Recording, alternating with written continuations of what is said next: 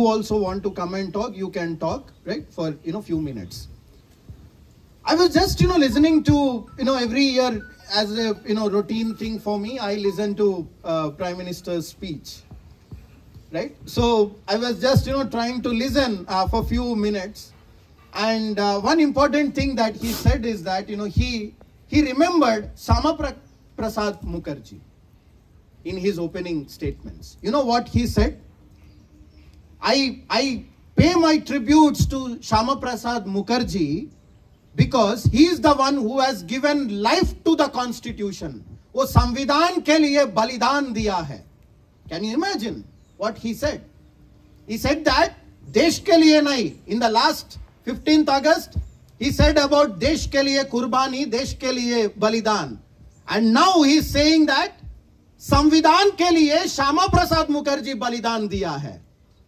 तो बाकी सब लोग क्या दिया है? ये सब लोग बलिदान नहीं दिया है.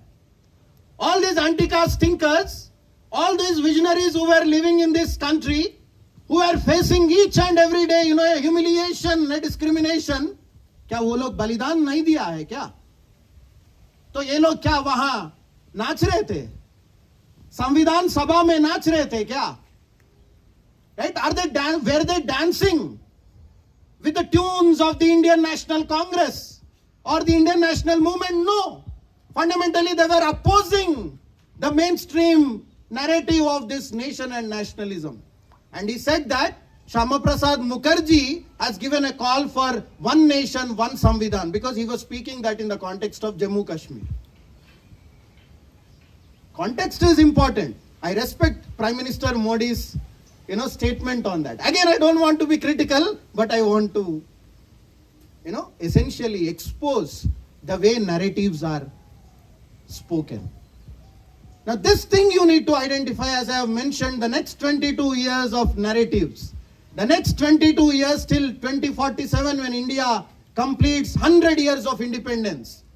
Are you able to understand these narratives?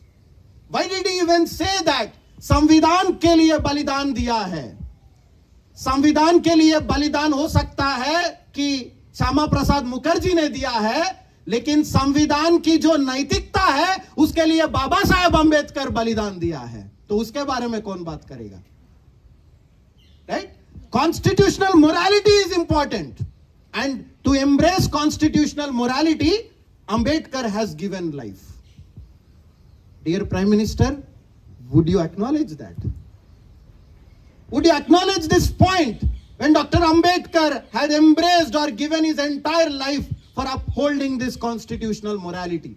Now this one need to understand. With these few words, I again, wish you all, it's a routine. Formally, I wish you all a happy Independence Day. And I also would like to warn you, with this wishing, I also would like to warn you or make you alert of one thing, that you need to understand the nature of unfreedom that exists in this country. If you do not understand the nature of unfreedom that exists in this country, you cannot embrace freedom. As yesterday, I think, what word you will remember what word you get when you remember the word justice? Somebody wrote injustice, if you remember. Right? Probably Bhupen, or I don't know who wrote that. Right? So, from now on, when you think of freedom, think of unfreedom. Think of unfreedom, then probably one day, from the same Red Fort, you will give a different speech. From the same Red Fort, you will give a different speech by embracing not just one idea of India, but by embracing different ideas, different sections of India. With these few words, now I request Raju Garu to speak few words.